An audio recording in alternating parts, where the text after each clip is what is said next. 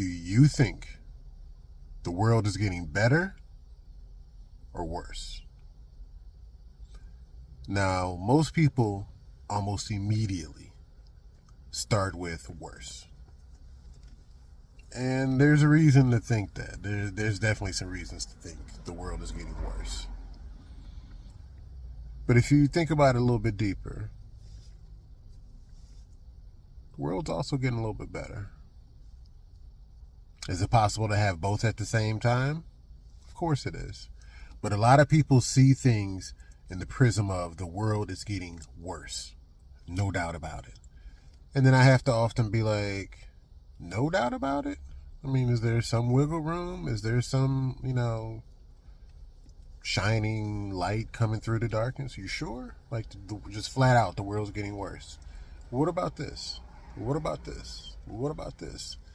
And then eventually they have to be like, well, what I'm saying is that there are bad things. Yes, of course there's bad things. Probably always going to be bad things. You can't have good if you don't have bad, I guess. That's another video.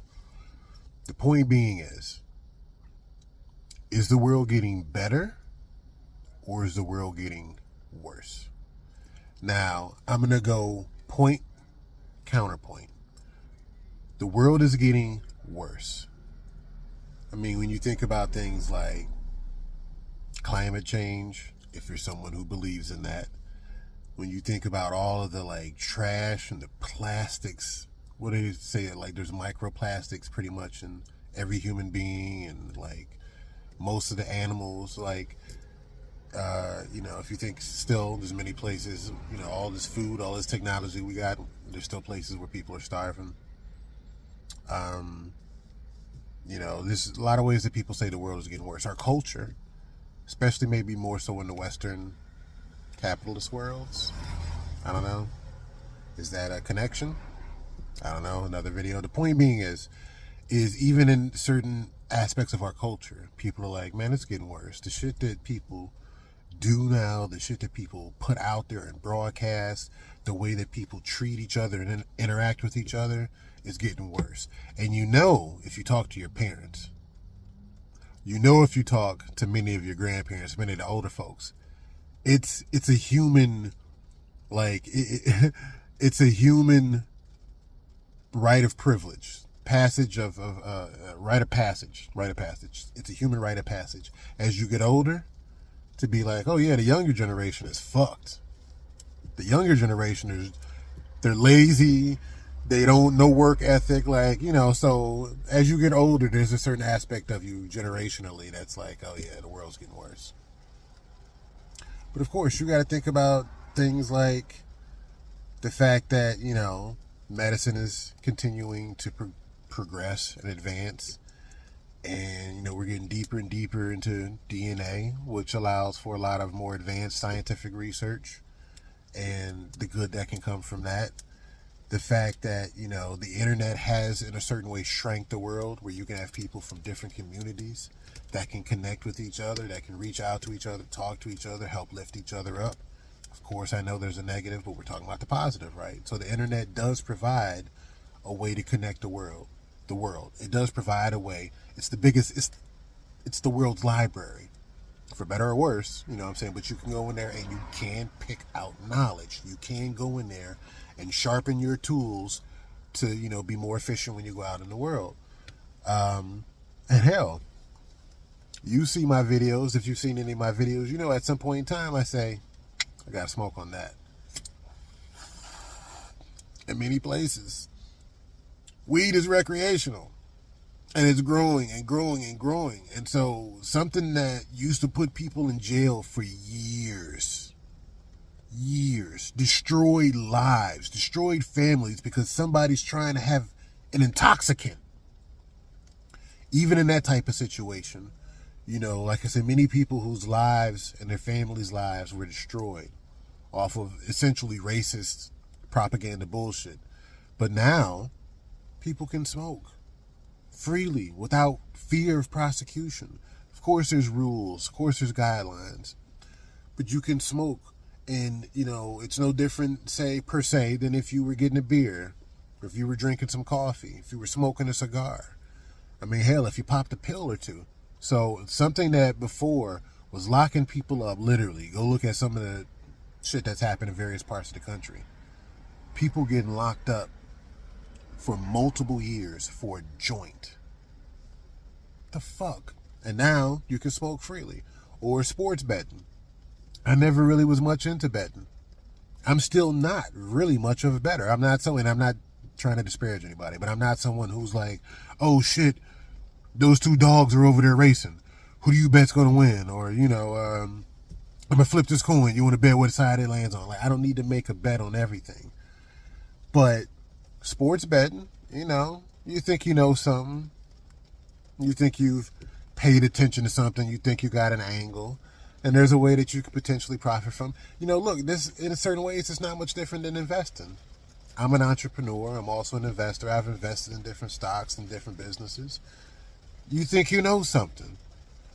It's not much different. But before, sports betting was underground. You had to know a bookie. You had to know somebody who knew somebody. You had to go to certain places. And now you can pick up your fucking phone, get research, you know what I'm saying? Go to multiple platforms and make your little bet. Now, my rule is don't bet more than you're comfortable losing. If this bet that should work out loses, you don't want to be fucked because of it. You might be irritated. You might be mad, pissed off, but you won't be fucked. So, number one, most important rule, do not bet more than you're comfortable losing. So, but otherwise, that's something that's improved in the world. Our entertainment options. I freak my kids out and different other people who are younger when I say, you know what? Gen Xers know what I'm talking about. TV used to go off. Yeah, I know. What the fuck? TV around 3 o'clock? No programming. It was either, like a blank screen, or it was like the little horizontal lines they would show, colored lines they would show, boop, or it would be, in America, they played a national anthem, and essentially after the song was over, it was like, go to fuck to sleep. Now, you got entertainment in the fucking IV. Content, whatever, you can just, hey doc, can you double up on my dosage of bullshit content? Whatever. The point being is there's ways that the world has gotten worse. There's ways that the world has gotten better. And parts of me wonders if it's always going to be that way. You hear people talking about the good old days. Well, the good old days was just like now. It was just then. You know what I'm saying? Like, another thing, I got interrupted on that last part, so I had to stitch this together. So what I was saying is my kids, I freak my kids out when I mention to them that I remember when the internet came out, and they're like, "Oh my God, what are you, Dad? Oh, you're such a dinosaur." It's like, no, I remember when it came out, publicly, commercially. I remember people looking at the TV screens and being like, what the fuck is www dot all these different, what? I don't understand. I don't get it. This will never last. So my point being is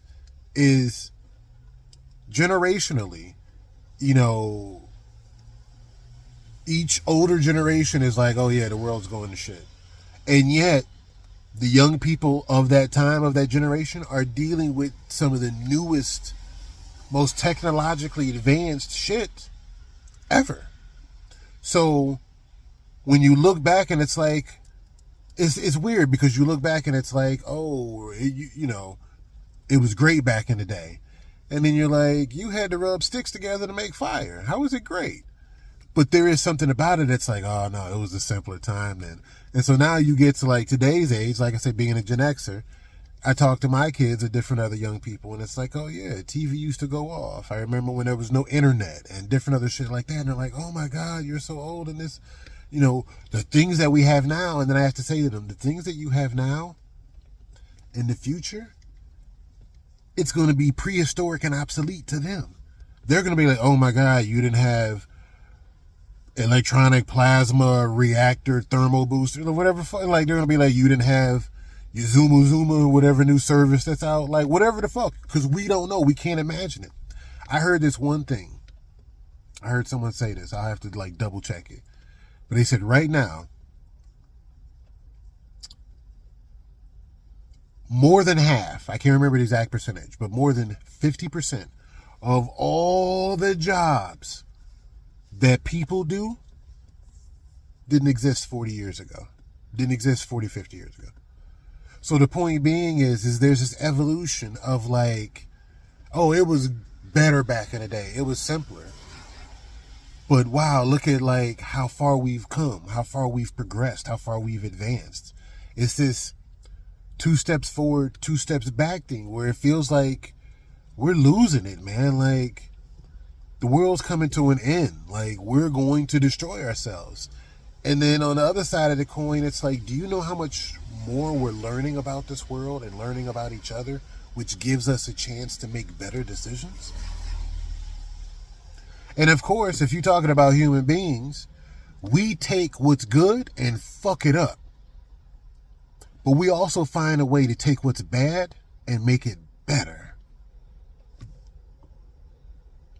So, and even with this, and I'll end with this point. I was talking to some older dads and some younger dads, some people older than me, some baby boomers, some people millennials and younger. And maybe I'll make a separate video about this. Are dads getting softer or more understanding? Think about it.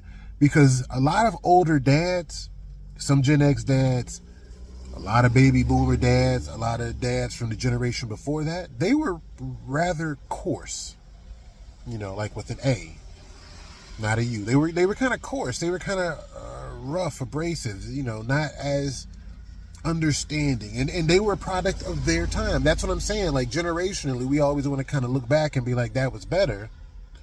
But there were dads from back in the day who would just as easily smack you as hug you.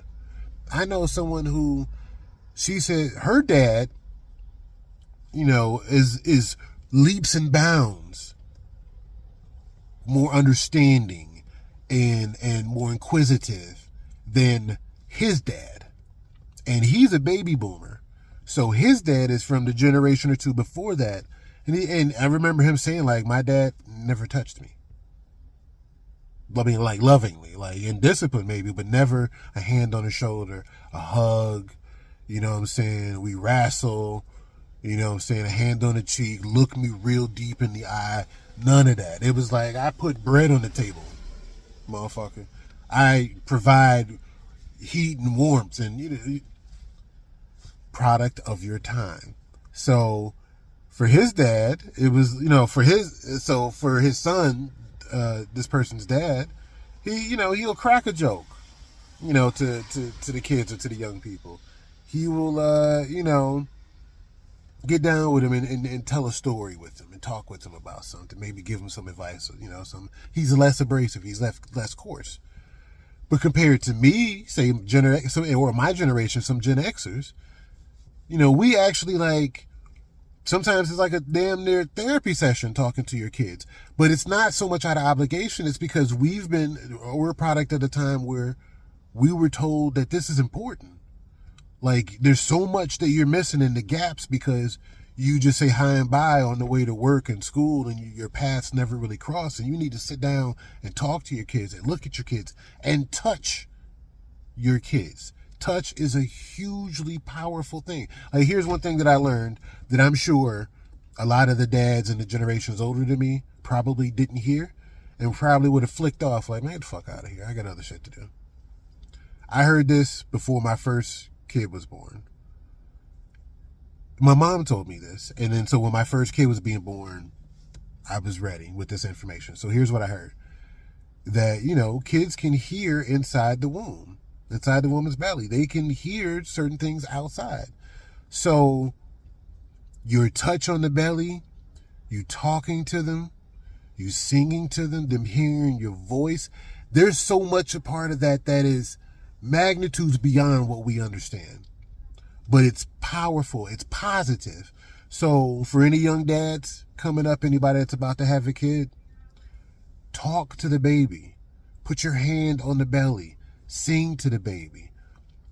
Whatever positive means of communication, but they can hear you. They can feel you. So when my kids were being born, all of them, when they were being born, before they were born, they knew my voice. They knew my touch. They might have even known my sensibilities. You know what I'm saying? Who knows? But that's because I'm a product of this time. Someone told me this in this time, and I incorporated that. But if that knowledge wasn't available from advanced learning, if that knowledge wasn't available 20, 30, 40, 50 years ago, 100 years ago, they wouldn't have done it. I'm out in the field. I'm out in the factories. I'm out in the streets trying to make money, trying to provide for this family. I don't have time to sing to your fucking belly. And so they seem like Neanderthals, like cavemen to us now. But they were a product of their time. So anyway, that's a whole nother thing, maybe even a whole nother video. But it's related to what I'm saying. Is the world getting worse? Are times getting worse? Or are things also getting better? Is it possible that they both could be happening at the same time? I think they've always happened at the same time. So, I don't know. Tell me what you think. Tell me if you agree, disagree, whatever your experiences are. But I think whatever way you go with it, whether you think things are getting worse or you think things are getting better, where do you play in that?